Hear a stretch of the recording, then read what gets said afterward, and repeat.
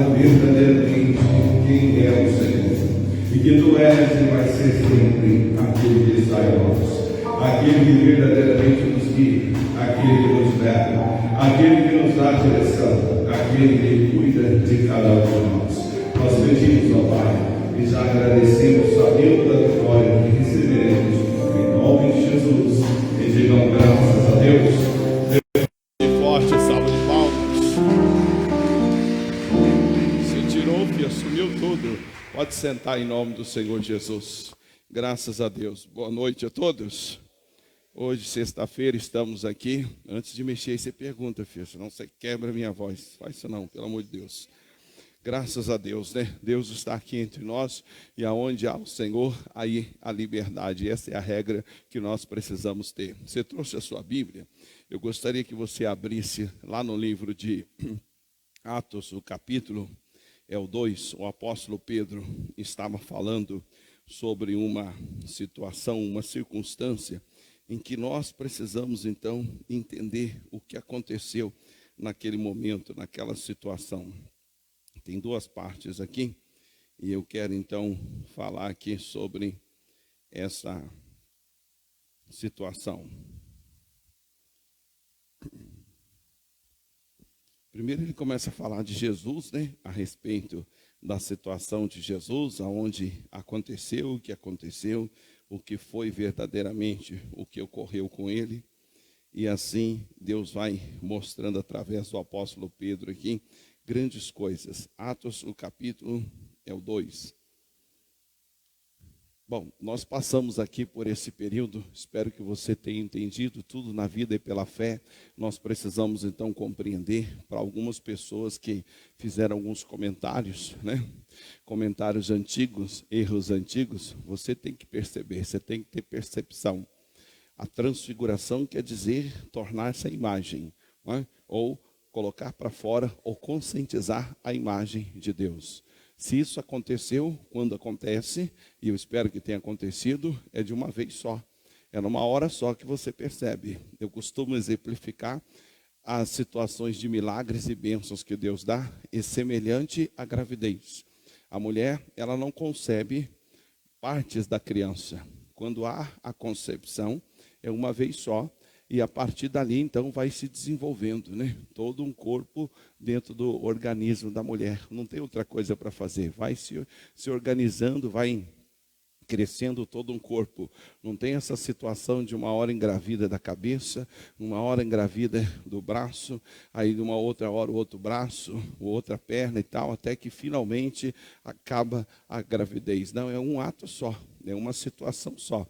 E essa é a característica em que aconteceu. Aqui no capítulo 2, o versículo 1, diz: cumprindo-se o dia de Pentecostes, estavam todos reunidos no mesmo lugar.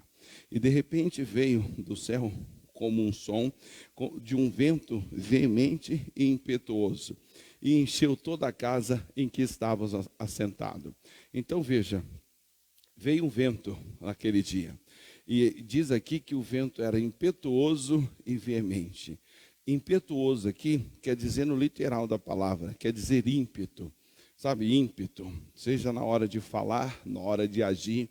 E hoje eu estava questionando algumas coisas com Deus em relação a isso. Quer dizer, você tem que, agora mais do que nunca, você tem que mostrar ímpeto contra Satanás, contra os seus demônios, contra aquilo que é da carne.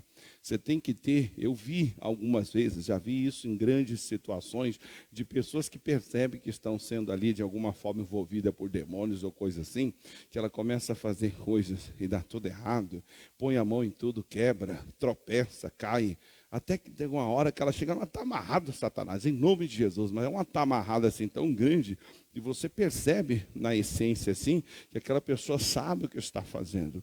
Quem dá esse ímpeto? Quem que dá essas condições? O Espírito Santo. Então o Espírito Santo veio para nos levar novamente a nossa posição. Ele veio para gerar em nós liberdade. Eu não posso ser cheio do Espírito Santo ou dizer que sou, mas ao mesmo tempo ele dentro de mim, ele não me dá os ímpetos, que seja para acordar, para orar, ímpeto para calar a boca, ímpeto para poder lembrar de uma coisa, para poder fazer alguma coisa. Se isso não está acontecendo, então é sinal que ele não age como deveria em minha vida. Por isso que ele veio como vento. Ele veio como vento, e vento veemente e impetuoso. A palavra impetuoso quer dizer isso, né? Força, aquelas cutucadas, né? Aquelas coisas assim que o próprio Espírito dá. E veemente quer dizer, entre outras palavras, energia, enérgico. Então o Espírito Santo nos traz essa energia para que a gente possa ter comportamento, atitudes, às vezes algumas delas até meio que fora do padrão, mas ele que traz isso sobre nós.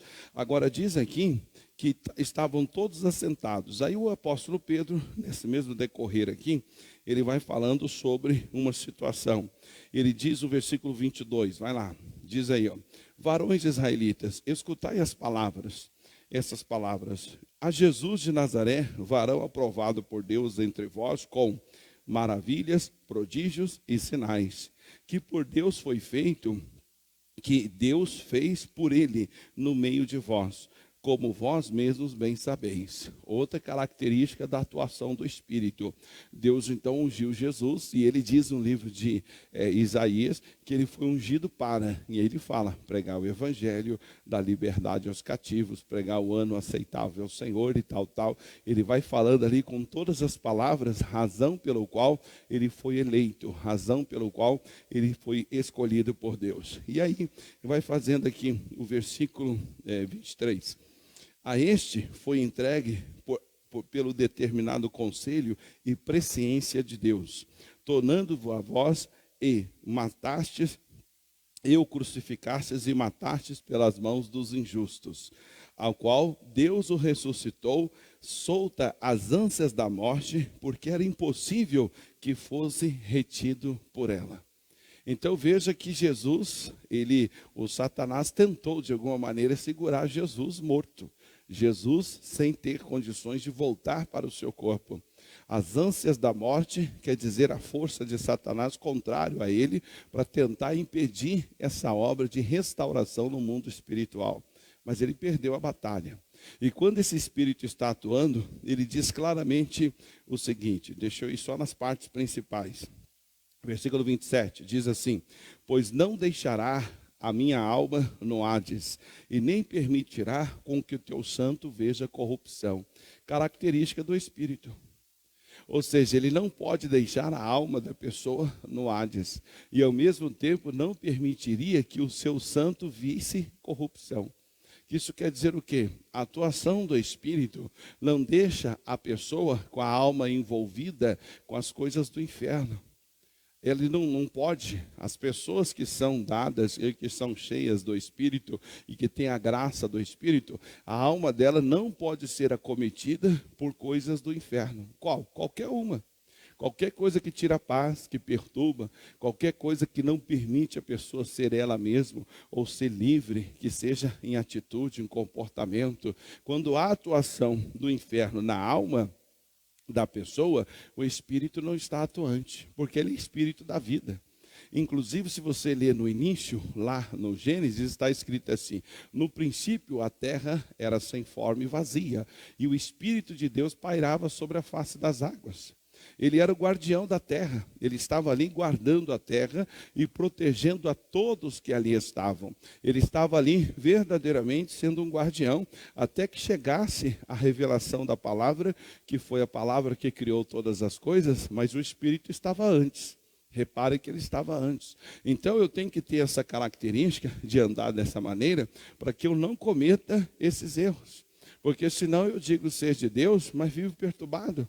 Vivo agitado, a minha alma é toda tomada por pensamentos e situações do diabo. Ele sacode para cá, sacode para lá. E aí pode ser medo, pode ser situações N da vida que ele causa. E quando eu estou realmente cheio desse Espírito, ele não permite com que as ânsias da morte me segurem. Ou seja, as vontades do diabo, a morte é a natureza do diabo. As vontades do diabo não podem me reter. E elas não podem me segurar. O diabo não pode segurar alguém no pecado. Ele não pode segurar alguém no erro. Ele não pode segurar alguém numa situação que vai levá-lo ao inferno. A menos que o Espírito não esteja atuante. Porque uma das características dele é impetuosidade. Ímpeto quer dizer aquela força, né? Aquela dedicação. Tem coisa que eu estava até brincando com o pastor um dia, fiz esse comentário, ele falou assim, pastor, eu entendi, mas queria uma coisa assim mais certa. Aí eu brinquei com ele, e ele tem parente que é policial. Falei, você quer entender? Quero. Então, é mais ou menos assim, sabe quando o seu parente lá está dentro de uma viatura, lá embaçando no trânsito, enchendo o saco de todo mundo andando 5 por hora? Sim. Então, ele é policial, não é? Sim. Ele está ali para cumprir o papel dele, não é? Sim. Para combater o crime? Sim. Mas ali ele está tranquilo, sossegado, não tem ocorrência nenhuma, mas de repente cai na rede chamada Cupom, que é a rede das viaturas de polícia, cai na rede. Tentativa de assalto em tal lugar, troca de tiro em tal lugar. O que acontece na hora?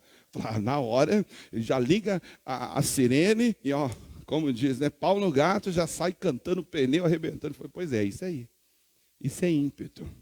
O Espírito Santo fica ali panguando você, cozinhando você numa panela, deixando você ir para os quintos dos infernos, não faz nada para você.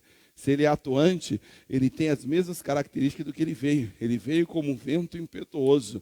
Então ele é impetuoso.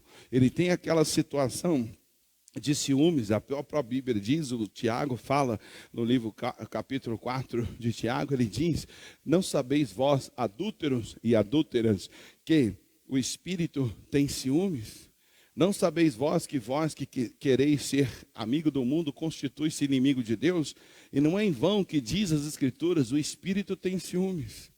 Lá no livro de Cantares, capítulo 8, diz que o ciúmes, ele é duro como a sepultura. Está dizendo lá que o amor é forte como a morte, ou duro como a morte, e o ciúmes duro como a sepultura, entre outras palavras. Se o Espírito atua na vida de alguém, quando esse alguém está sendo atraído pelo mundo, ou coisa assim do capeta, ele age de forma mortal. Por isso que diz que o ciúme é duro como sepultura, é como um marido ciumento arrebentar o outro na bala, porque deu em cima da mulher dele. É um crime, a gente sabe disso. Mas eu digo no sentido da Bíblia, lá dizia bem claro, por ciúme, a mulher, o camarada, então, o ciúme dele é duro como a sepultura. Literalmente, matar para poder defender aquela quem ele ama, que está sendo atacada por qualquer razão. Essa é a característica do Espírito. Essa é a atuação do Espírito. É assim que ele age. A Bíblia diz no livro de Zacarias 4:4, diz lá, nem por força, não por força, mas nem por força, nem por violência, mas pelo meu Espírito, diz o Senhor. E eu já vi pastor usar aquela passagem, está vendo, pessoal? Para Deus tudo é pacífico, tudo é tranquilo. Mentira. O próprio Jesus, usado lá por Deus, ele falou o seguinte, que até o tempo de João Batista, faça violência para apoderar o reino dos céus, e só os valentes dele se apoderam. Quem são os valentes? Já expliquei, valente é corajoso, valente é enérgico, pessoa que não perde energia, coragem é quem enfrenta os medos e as dificuldades, enérgico é o que não perde a força, como o Caleb da vida, ele é ligeiro e esperto. Característica de valente. Não pode se dizer que alguém é valente e o cara é todo lá, songamonga, todo boca aberta, não tem valentia ali. O valente, naturalmente, ele é rápido, ele capta no ar, né? Ele capta as coisas antes de acontecer. Estava ouvindo agora ali uma entrevista de um cidadão que trabalha com segurança pública, e aí ele até brincou, falou assim, olha, eu era da polícia já há muito tempo, ele é policial lá no Rio de Janeiro, e ele é palestrante. E aí ele estava dizendo, um dia eu estava num lugar, lá no Rio de Janeiro, e estava eu e um outro rapaz, um outro policial, que ele até brinca, falou, sabe aquele policial já velho de casa, gordo, barrigudo, e a gente batendo um papo assim, e aí do outro lado da rua, uma distância muito grande, não dava nem para ver direito a cara do camarada, só deu para ver que era um jovem homem branco e com a mochila nas costas. Quando eu me dei por conta, o policial, o tal do gordo lá, que ele até fala brincando, aquele que aparentemente é um besta na vida, ele já estava do outro lado abordando o cara. E quando ele abordou o camarada, para surpresa do que estava contando a história, o cara estava com um fuzil desmontado dentro da mochila. E o cara não tinha suspeita nenhuma. Tranquilinho, passando na rua, do outro lado da rua, distante. O policial daqui bateu o olho e ele, pum. E eles têm uma regra que chama assim, tirocínio, que é uma capacidade, né, que quem trabalha com segurança pública, ele passa a ter essa visão. Ele enxerga o que ninguém enxerga, no questão violência, etc. e tal. Então, espiritualmente falando, quem faz esse papel é o Espírito Santo. Ele está em nós atuante, a menos que não esteja nada acontecendo. No princípio era o verbo estava com Deus, e quando diz o João, e o verbo era Deus, depois ele diz, e tudo que se foi criado, se criou pelo verbo, ou seja, Jesus criou todas as coisas. Mas ele fez isso por quê? Porque estava nele a habilidade da criação. Mas quem tomava conta da terra? O Espírito. A terra era sem forma e vazia, e o Espírito de Deus pairava sobre a face das águas. Então essa é a regra. O Espírito de Deus é o nosso guardião. Ele é aquele que está atento a qualquer coisa que possa vir da morte, possa vir do inferno, e ele já dá na lata. Ele bate de frente. É assim que funciona. E é necessário que se entenda isso. É necessário. Eu me lembro uma vez, foi até assim meio que, né, vamos dizer assim, inusitado. Por isso que você, para andar no Espírito, você tem que ter essa noção e até noção do que fala, do que faz, para poder não exagerar. Mas eu me lembro uma vez que eu estava fazendo uma reunião numa determinada igreja, e lá tinha uma moça. E até aquele momento, eu não me lembro se já tinha ou não, enfim, essa moça estava lá na reunião, eu comecei a dar bronca, e ela então começou a falar contrário. E eu falava e ela rebatia. Aí chegou uma hora que eu falei assim, ó, cala a boca. Ela, não, cala a boca. No terceiro cala a boca manifestou o demônio. Eu tentei de todas as formas evitar que ela fosse exposta publicamente, mas aquele dia não deu.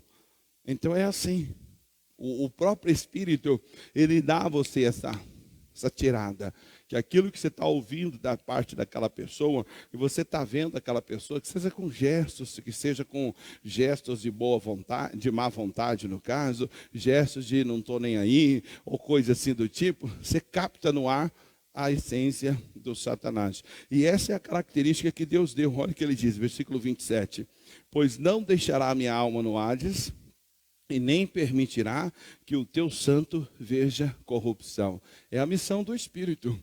Ele não pode deixar a nossa alma no inferno. Hades aqui quer dizer inferno. Quer dizer, a pessoa diz ser de Deus, mas não tem paz. Jesus disse, não turbeis o vosso coração. Crede em mim, crede também em Deus. E aí ele diz, a minha paz vos dou, não a paz do mundo, mas a minha paz. Ou seja, aquela garantia de que Deus está atuando, aquela garantia de que Deus está fazendo. Quem faz esse papel? O Espírito Santo. E para você ver uma outra realidade, 2 Coríntios capítulo 3. 2 Coríntios, já que falamos de liberdade, vamos falar de uma forma assim mais profunda para você entender. Versículo 4, 2 Coríntios 3, o capítulo, versículo 4 diz assim, e é por Cristo que temos tal confiança em Deus. Não que sejamos capazes por nós mesmos de pensar alguma coisa como de nós mesmos, mas a nossa capacidade vem de Deus. É aí que entra a atuação do Espírito. Ele te dá aquela capacidade para você enxergar, para você perceber, para você entender, para você ter toda uma compreensão que está acontecendo no mundo espiritual. E aí ele fala assim, ó, o qual nos fez também capazes de ser ministros de um novo testamento. Não da letra, mas do Espírito, porque a letra mata e o Espírito vivifica. Então veja que ele nos fez capazes de sermos ministros de uma nova aliança. Novo Testamento, nova aliança é a mesma coisa. Então ele nos fez capazes. Quem? O Espírito. Através da obra de Cristo, o Espírito voltou a atuar sobre nós e ele então nos dá essa capacidade. Nos faz ministro de um novo testamento. E neste novo testamento, quem é a autoridade sobre os espíritos somos nós. Jesus diz em Mateus 10:1, ele escolheu os seus discípulos e está escrito assim, e deu-lhes poderes sobre os espíritos para os expulsarem. Então, o Satanás sabe quem é que manda.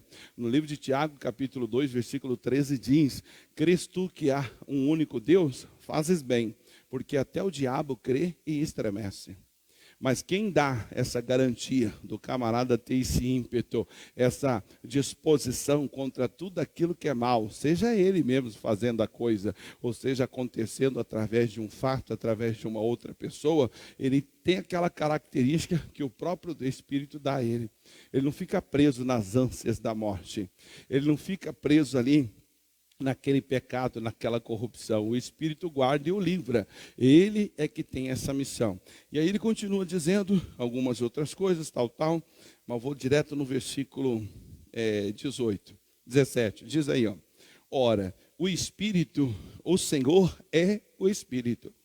Então veja que o Senhor da minha vida tem que ser o Espírito. Repare, está em letra maiúscula.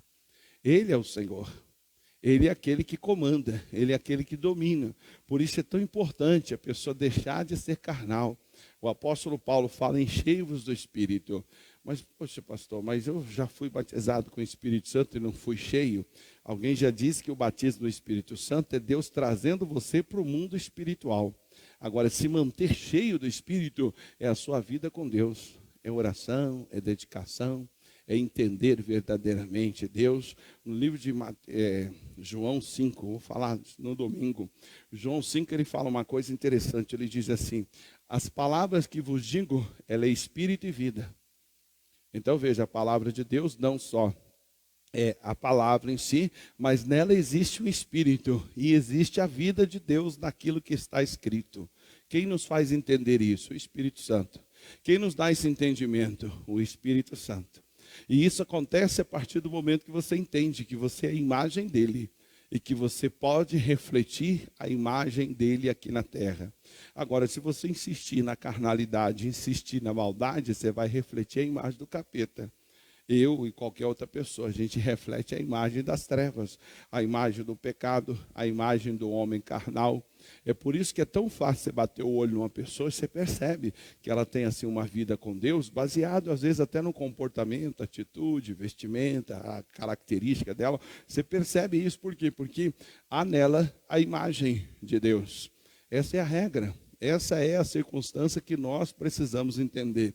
Aí ele conclui dizendo assim: ora, o Senhor é o Espírito, e onde está o Espírito do Senhor, aí a liberdade. Está aí, esse é o segredo. Aonde o Espírito do Senhor está atuando, como diz lá em Atos que eu li, a função do Espírito foi não permitir a alma de Jesus permanecer no Hades, no inferno. A função do Espírito foi ressuscitá-lo dentre os mortos. A função do Espírito era não deixar com que ele visse algum tipo de corrupção, ou seja, que ele se corrompesse ou que ele pecasse. Essa é a missão do Espírito. E quando ele está tomando conta de alguém, ele toma conta de uma forma muito certa. Primeiro que a Bíblia diz que nós somos batizados com o Espírito Santo e com fogo. O fogo é a representação do juízo do inferno, ou o juízo do Satanás. Motivo maior que ele não pode colocar a mão. Repare que uma vez eu vi um cara dar um exemplo, e é verdade. Nós estamos aqui chamado temperatura ambiente. Se eu pegar qualquer objeto que está aqui neste lugar e eu der para você segurar, o nosso corpo suporta até 40 graus centígrados. Até 40 graus nosso corpo suporta. A partir disso começa a ter queimadura. Mas se eu pegar um objeto, que seja uma colher, um garfo, em temperatura ambiente e der na sua mão, você pega com facilidade. Se eu pegar esse garfo, colocar 100 graus nele, que é a temperatura de ebulição da água lá para ferver, para fazer o café, é em torno de 100 graus. Se eu colocar esse garfo de 100 graus na mão, você cata e rapidinho você solta, queima. Está fora da sua temperatura. Assim é o Satanás em relação ao crente batizado com o Espírito Santo e com fogo. Ele não consegue pôr a mão. Ele queima. Ele tenta, mas ele coloca, se colocar, ele solta rapidinho. Porque naquele crente existe a representação do futuro dele, que é ser lançado no fogo, no lago de fogo e enxofre. Essa é a regra. Então, a transfiguração traz essa possibilidade. A possibilidade de agora eu alimentar essa realidade dentro de mim. Eu sou morada do Espírito de Deus. Eu sou morada de Deus e, consequentemente, eu posso, então, me tornar essa pessoa livre. Livre em Cristo, livre dos demônios, livre das perturbações, livre das circunstâncias, situações espirituais que, de alguma forma, lutam contra a nossa alma. Quem faz essa função? O Espírito Santo. Aonde há o Espírito de Deus, aí há liberdade. Se você é uma pessoa que não estava livre, que vivia presa a qualquer coisa que seja, o Espírito de Deus não estava atuante. Aonde ele atua, aí há liberdade. Liberdade principalmente das coisas do inferno, liberdade dos ataques do Satanás e de tudo que a ele pertence. E aí ele conclui dizendo assim, ó, versículo 18. Todos nós, com cara descoberta, refletindo como um espelho a glória do Senhor. Então veja, nós precisamos refletir. Espelho reflete a própria imagem. O espelho aqui representa a palavra de Deus. É você olhar a Bíblia, ler as Escrituras e ver a sua imagem nela.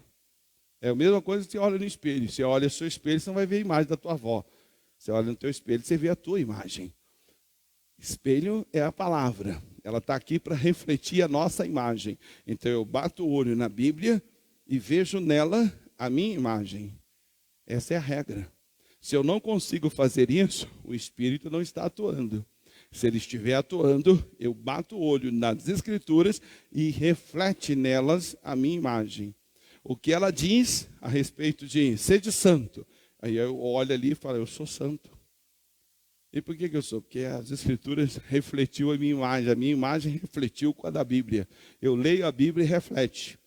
Tudo posso naquele que me fortalece. Aquilo reflete no meu espírito. E eu então me levanto até do pó e da cinza e realmente passo a crer. E ajo como aquele que tudo pode. Essa é a característica. É a atuação do Espírito. Ele atua com ímpeto para te livrar do Hades, que quer dizer os ataques do inferno.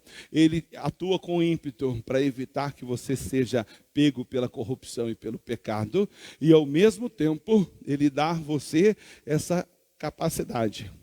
Você é feito uma nova criatura, ministro de um novo evangelho, e você sabe que pode fazer, não por sua capacidade, mas a capacidade vem de Deus. É o Espírito segredando ao seu coração. Fica tranquilo que o que Deus quer que você faça, a capacidade vem dele. Quem dá as ferramentas e o talento é ele.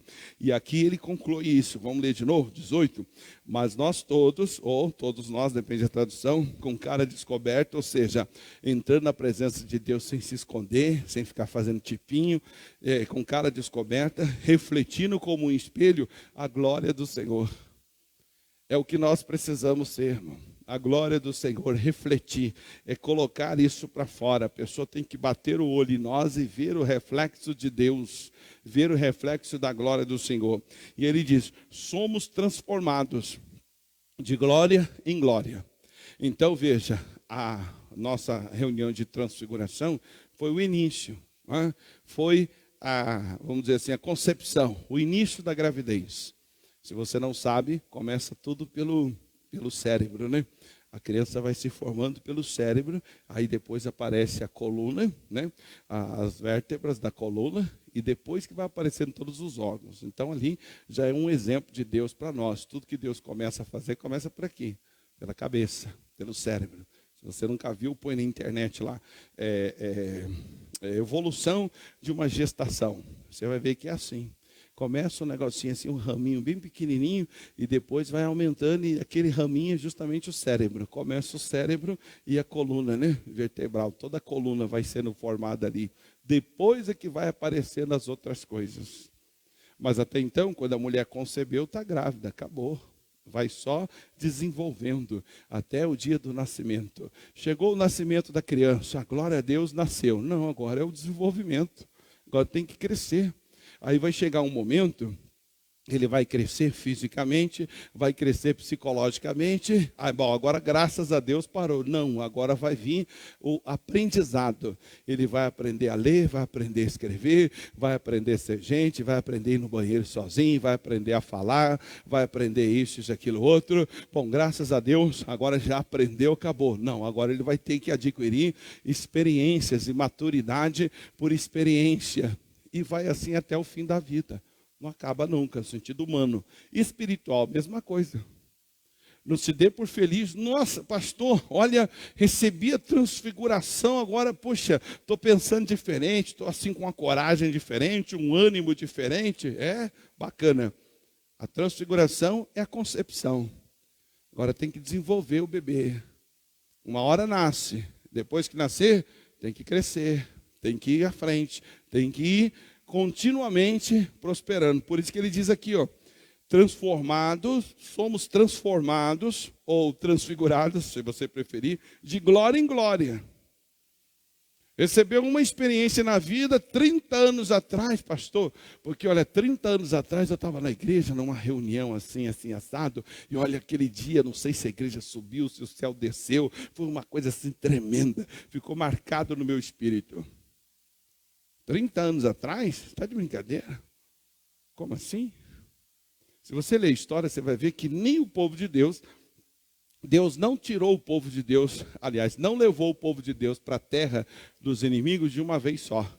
E ele ainda fala, eu não os libertarei de uma vez só. Tem tradução que fala, primeiro para que não se ensoberbeça. Ou seja, o homem tem a péssima atitude de achar que pode ser independente de Deus. Segundo, para que não se torne a terra vazia e vocês se tornem alvo dos lobos e destruidores da terra. Lê a história. Deus propositalmente foi libertando a terra prometida, dando vitória de vitória em vitória, até que uma hora eles conseguiram então exterminar todos os males da terra. Mas não foi assim não. Então tem gente que tem esse engano, achar que, nossa, eu tive lá uma experiência na transfiguração, glória a Deus. Não, é o início. É a porta que se abriu para você ter mais e mais experiências. E aqui diz, vamos ler para a gente finalizar. Transformado de glória em glória, na mesma imagem, como pelo Espírito do Senhor. É a função dele. É transformar você e fazer você cada vez mais parecido com a imagem que Deus nos deu, que é a imagem do próprio Jesus. Porém, quem faz isso? O Espírito. A função dele é essa, é ir lendo a Bíblia e refletindo no meu coração a minha imagem, que é a palavra dele. E ao mesmo tempo, garantindo com que eu não fique preso a minha alma no Hades, que quer dizer inferno, e nem veja eu corrupção, ou seja, santidade. E ainda assim, ele trabalha da forma com ímpeto. Ele não permitiu com que as ânsias da morte detivessem Jesus. Essa é a característica. E Jesus um dia disse, se credes, verás a glória de Deus. Quem crê consegue ver. Então Deus vai operando de glória em glória, de fé em fé, nós somos transformados segundo a sua imagem. Por isso o cristão, ele tem que a cada dia conhecer mais a Bíblia. A cada dia ele tem que ter novas experiências com Deus. E é isso que vai fazendo você cada vez mais parecido com Jesus. Fica aí o recado, a gente faz oração daqui a pouco aqui, para nós da igreja é diferente, né?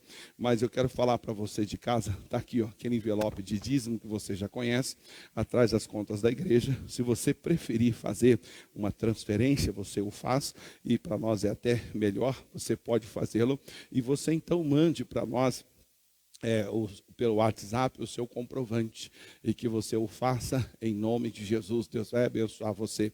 Lembrando que domingo agora é a preparação, primeiro domingo, preparação para a Santa Ceia, dia 14 desse mês de agosto, também dia dos pais, nós vamos estar aqui para glorificar e exaltar o nome santo do Senhor. Então esteja conosco, domingo às 8 e às 18 horas, ali numa adoração, louvor, que vai transformar, vai mudar você cada dia, cada instante.